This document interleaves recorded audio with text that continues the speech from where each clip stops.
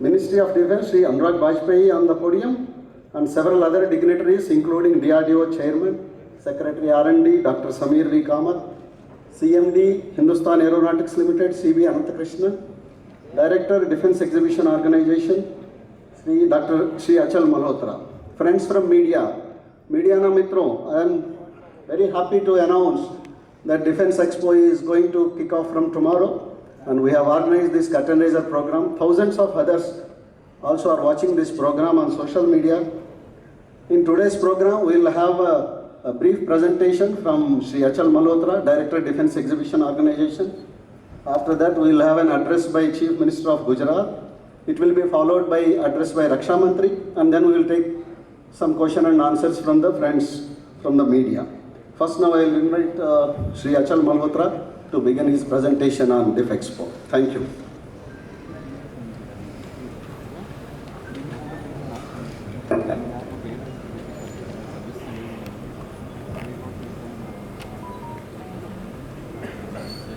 Honorable Raksha Mantri, Shri Rajnath Singh Ji, Honorable Chief Minister of Gujarat, Shri Bhupendra Bhai Patel, Honorable Raksha Rajya Mantri, Shri Ajay Bhatt, Honorable Education Minister of Gujarat, Shri Jitu Bhai Wagani, Honorable Finance Minister of Gujarat, Shri Kanu Bhai Desai, Defence Secretary Dr. Ajay Kumar, Chief Secretary Government of Gujarat, Shri Pankaj Kumar, Additional Chief Secretary Government of Gujarat, Shri Raj Kumar, Additional Secretary Defence Production, Shri Sanjay Jaju, Joint Secretary Defence Industries and Production, Shri Anurag Bajpayee, officers from Ministry of Defence and Government of Gujarat, friends from media, and thousands of others who have joined us virtually from various platforms on social media.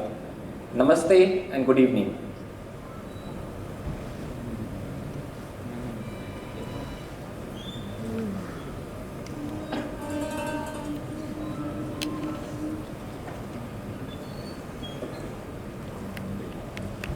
For DIF Expo 2022, the first thing to mark is what is our focus and what is our objective.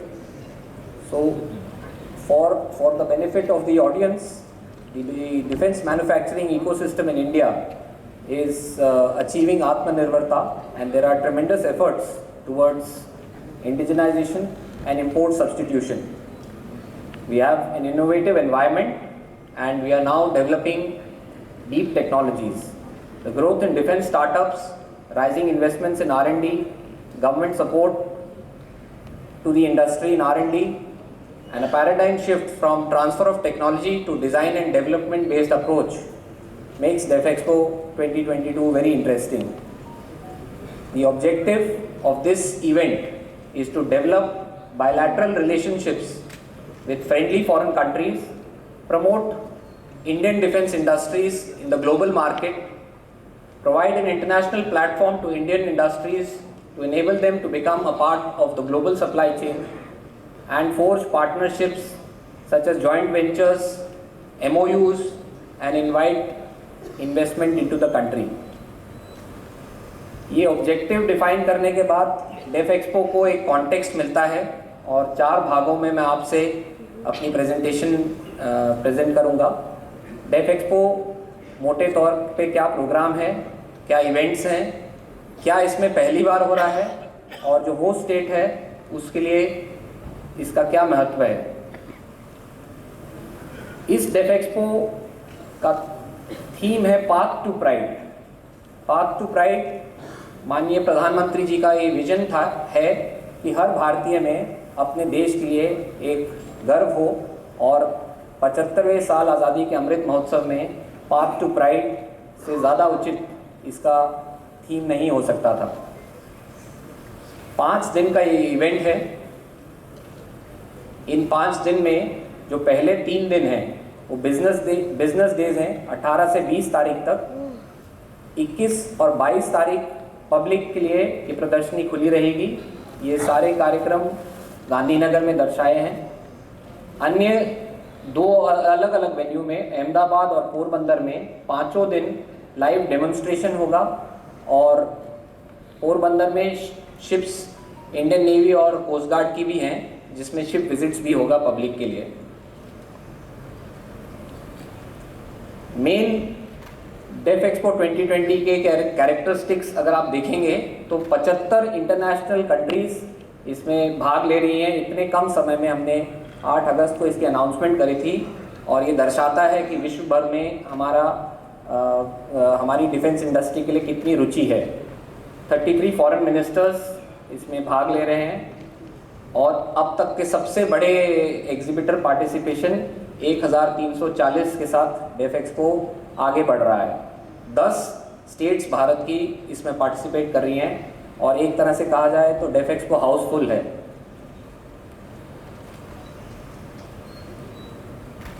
इन सारी states जो इस def expo में participate कर रही हैं उसमें से सबसे बड़ा पेविलियन होस्ट स्टेट गुजरात का है।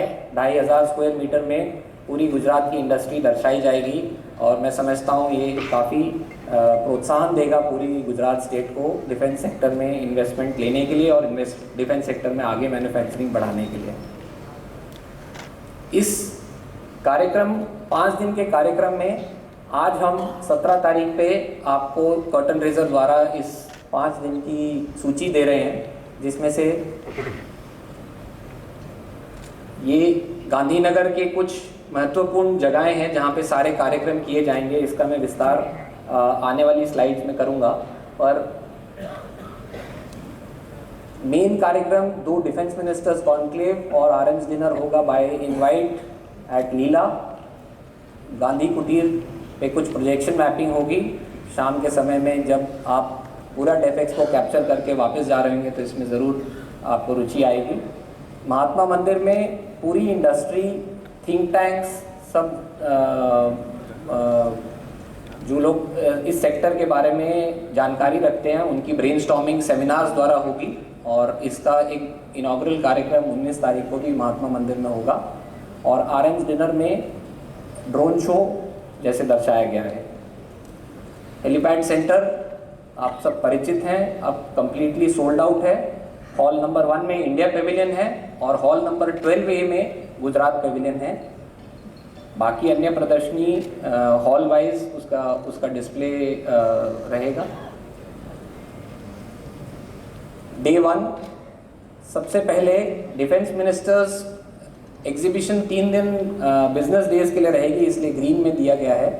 तो सबसे पहले इंडिया अफ्रीका डिफेंस डायलॉग सुबह का कार्यक्रम रहेगा और साबरमती रिवर फ्रंट पे लाइव डेमो 5 दिन आगे कार्यक्रम बढ़ाया जाएगा और पोरबंदर में भी 5 दिन पब्लिक के लिए कार्यक्रम पोरबंदर में लाइव डेमो रहेगा। Defence minister India Africa defence dialogue की शुरुआत पिछले एडिशन ऑफ डेफ एक्सपो में हुई थी, जहाँ पे लखनऊ डिक्लेरेशन हमने एडॉप्ट किया था देश ने। और इस बार की second India Africa defence dialogue की थीम है adopting strategy for synergising and strengthening defence and security cooperation. इस IADD डायलॉग में गांधीनगर डिक्लेरेशन भी एडॉप्ट होगी और 45+ कंट्रीज इस IADD कॉन्क्लेव में पार्टिसिपेट कर रहे हैं। डे 2 इनॉग्रल रहेगा Mahatma Mandir convention and exhibition centre में। Indian ocean region plus defence ministers conclave, RM's dinner और एक ड्रोन शो। ये कार्यक्रम इनॉग्रल का महात्मा मंदिर में होगा। आपके माध्यम से मैं सबको ये कहना चाहूँगा कि अपनी कन्वीनियंस के लिए 9 बजे से पहले अपनी सीटें ले लें ताकि कोई इनकन्वीनियंस ना हो। इस कार्यक्रम में launch of mission def space और virtual foundation stone laying ceremony of Deesa airfield माननीय प्रधानमंत्री द्वारा किया जाएगा। और महात्मा Mandir convention and exhibition centre के बाद इंडिया पेविलियन जो कि हेलीपैड एग्जीबिशन सेंटर में है उसका उद्घाटन होगा और HTT-40 एक HAL द्वारा बनाया इंडिजिनस एयरक्राफ्ट, उसका अनवीलिंग सेरेमनी होगा। इंडिया पेविलियन हमारे पूरे देश की काबिलियत और सेलेक्टेड प्लेटफॉर्म्स को दर्शाता है। इस एक पेविलियन द्वारा हम सबको एक आंखों देखी जानकारी मिलती है कि हमारे देश ने कितनी तरक्की करी है, कितने टेक्नोलॉजिकल प्लेटफॉर्म्स हमारे देश में हैं और क्या काबिलियत इस देश के कोने कोने में एग्जिस्ट करती है। ये जोन्स, जो 5 जोन्स बनाए गए हैं, ये अलग अलग फील्ड्स को दर्शाते हैं और बीच में जो हमारा सबसे बड़ा महत्वपूर्ण जोन है, हमारी यंग इंडस्ट्री, हमारे स्टार्टअप्स जो एक तरह से एक पाथ ब्रेकिंग ग्रोथ पे हैं पिछले कुछ सालों में, उनको हमने प्राथमिकता देते हुए एकदम सेंटर पोजीशन पे पोजीशन किया है। Indian ocean region plus conclave, हमारा पहला कॉन्क्लेव एरो इंडिया 2021 में बेंगलोर में हुआ था और अब दूसरा एडिशन हम लोग कर रहे हैं। जैसे कि आप सब जानते हैं कि हमारा 7,500 किलोमीटर का कोस्टल लाइन है, तो हमारे लिए इंडियन ओशन रीजन बहुत महत्व रखता है। और माननीय प्रधानमंत्री जी के जो विजन है, security and growth for all in the region, Sagar, इसकी परसुएंस में IOR प्लस कॉन्क्लेव का बहुत महत्व है। ये हमारी defence cooperation amongst IOR region को प्रमोट करेगा और defence technologies for global commons को आगे बढ़ाएगा। 40 कंट्रीज़ का पार्टिसिपेशन इस कॉन्क्लेव में है। शाम में रक्षा मंत्री जी द्वारा होस्टेड एक डिनर है जो कि बाय इनवाइट है। इसमें अब तक का सबसे लार्जेस्ट ड्रोन शो जो इस देश ने देखा है, वो एक इंडियन स्टार्टअप द्वारा 1600 ड्रोन के साथ दर्शाया जाएगा। इसको इंक्लूसिव बनाने के लिए काफ़ी स्टेट गवर्नमेंट ने तैयारी की है और पब्लिक एरियाज़ भी डेजिग्नेट किए गए हैं जहाँ पे पूरी पब्लिक इस ड्रोन शो का मज़ा और उत्साह ले सके और एक प्रेरणा भी पाए कि अगर हम टेक्नोलॉजी डेवलप करें तो उसकी स्केलेबिलिटी भी अपने में ही एक चैलेंज रहता है। रिपब्लिक डे में 1000 ड्रोन थे और अब डेफ एक्सपो में 1600 ड्रोन द्वारा ये शो हमारी ग्रोथ को भी दिखाता है। डेफ एक्सपो, जैसे कि मैंने बताया, ऑब्जेक्टिव इसका है कि ये अब एक एग्जीबिशन से ट्रेड शो की तरफ बढ़ रहा है। 2 डिफेंस मिनिस्टर कॉन्क्लेव हैं और 421 पार्टनरशिप इस डेफ एक्सपो में फोर्ज होंगी। इसीलिए तीसरा दिन 451 तीसरा दिन इसीलिए पूरा ट्रेड पे फोकस्ड है। जो पहला इवेंट है इन्वेस्ट फॉर डिफेंस, ये इस सेक्टरल इन्वेस्टमेंट की तरफ एक फोकस्ड अप्रोच रखेगा जहाँ पे सारे निवेशक जो चाह रहे हैं डिफेंस सेक्टर में जाना, उनको एक कॉम्प्रिहेंसिव नॉलेज और एक डिस्कशन का प्लेटफॉर्म देगा। और रक्षा मंत्री जी के द्वारा पुरस्कृत कुछ चुनिंदा लोगों को पुरस्कार भी दिया जाएगा उसके बाद एक और सेरेमनी में। और लास्ट में जिसको हम आप देखेंगे कि वैलिडिटी ना बोल के बंधन हम बोल रहे हैं, क्योंकि हमारा टोटल निष्कर्ष इस शो का निकलता है कि कितने हमने बिजनेस को आगे बढ़ाया और कैसे हमारे को इस बिजनेस डेज से लाभ हुआ। इन्वेस्ट फॉर डिफेंस की ब्रॉड जानकारी इस स्लाइड द्वारा मैं देना चाह रहा हूँ, पर इसमें मोटे तौर पे हम यही बताना चाह रहे हैं कि वेंचर कैपिटलिस्ट हों, चाहे वो बड़ी कंपनियां हों, बड़े उद्योगपति हों, वो हमेशा रुचि रखते हैं कि कुछ और नया करें और ऐसे माध्यमों से उनको एक ब्रॉड स्तर पे जानकारी मिलती है जो कि वो क्या चाह रहे हैं और स्टार्टअप क्या चाह रहे हैं, एक मेल बनने का एक बड़ा मौका मिलता है।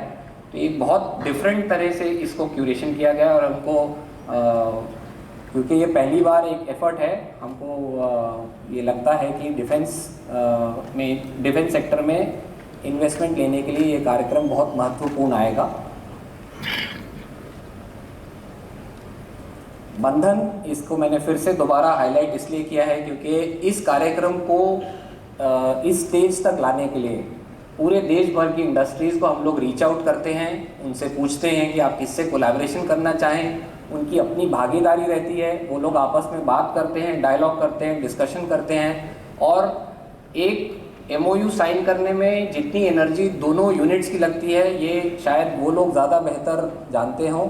और इस कार्यक्रम द्वारा हम लोग इसको एक रिकॉर्ड में लेके आते हैं कि कौन से क्षेत्र में कैसे बढ़ोतरी हो रही है और एक्चुअली निवेश के लिए कहाँ पे हमारे कंट्री का फोकस जा रहा है।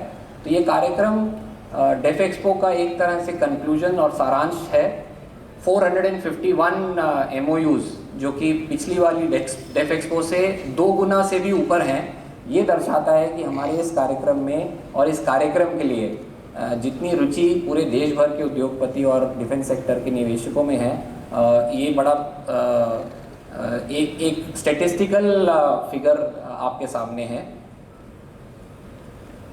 गांधीनगर के बाहर भी हम अहमदाबाद और पोरबंदर में इवेंट्स कर रहे हैं। जैसे कि मैंने बताया कि पहले दिन से ही, कल से ही लाइव डेमो रहेगा। पूरी अहमदाबाद की पब्लिक इस डेमो को देखेगी, जानेगी कि कितनी हमारी कैपेबिलिटीज़ हैं।